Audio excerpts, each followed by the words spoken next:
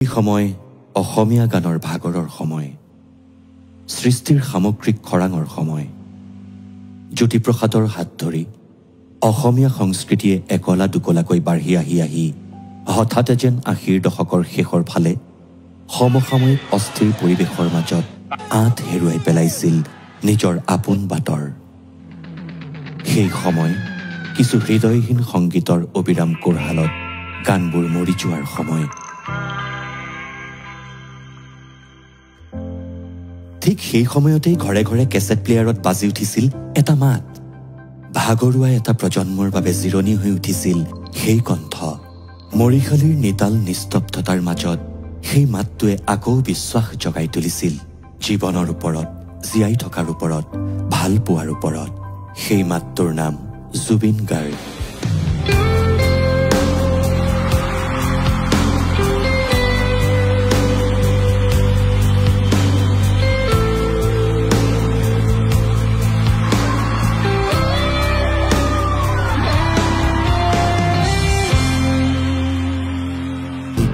মানুহৰ বাবে, মানুহক মানুহৰ দৰে জীয়াই ৰাখিব বিচৰা শিল্পী জুবিন গাৰ্গ।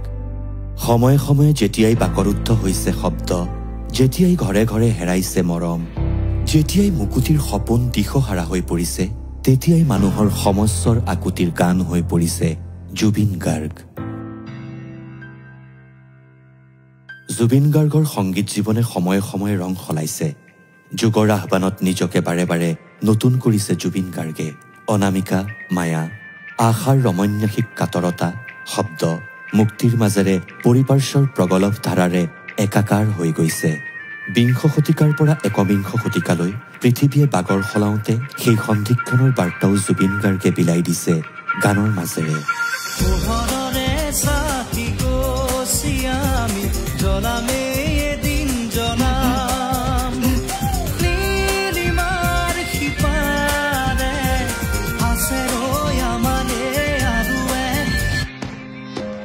শতাব্দী সলনিৰ আলিদোমোজাত পৃথিৱীৰ মানুহৰ আগন্তুক দিনৰ গতি প্ৰকৃতিৰো তেওঁ নক্সা সাজু কৰি দিছে, বুজাই দিছে।